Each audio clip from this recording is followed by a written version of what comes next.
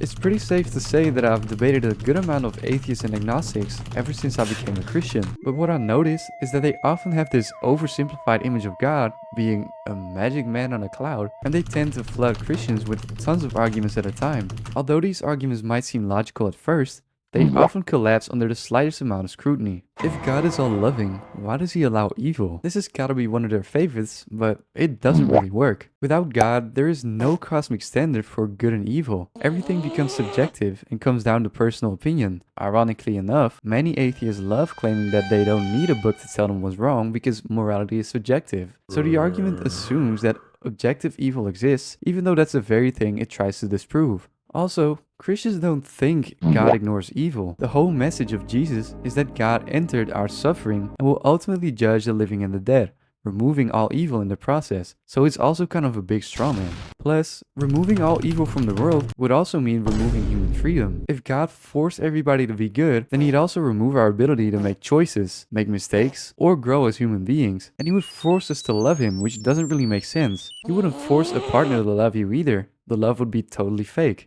In the same way, God doesn't force us to love him, because if he did, then the love wouldn't mean anything. The existence of evil doesn't contradict Christianity. It's the entire reason Christianity exists in the first place. Religion is just a coping mechanism. To an atheist, this might sound convincing, but when you take a good look at it, it's pretty easy to disprove. This argument only addresses why somebody might believe, but not whether that belief is actually true. People find healthcare, friendships, and love comforting, but that doesn't make them all fake. So the psychological reason behind believing in God is completely irrelevant to truth. Christianity was invented to control people.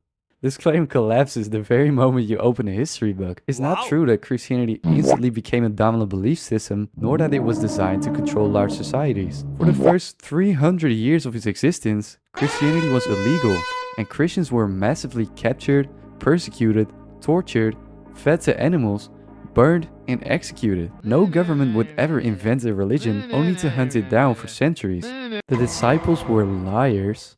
We tell the whole world that he rose from the dead and we get brutally murdered for our troubles!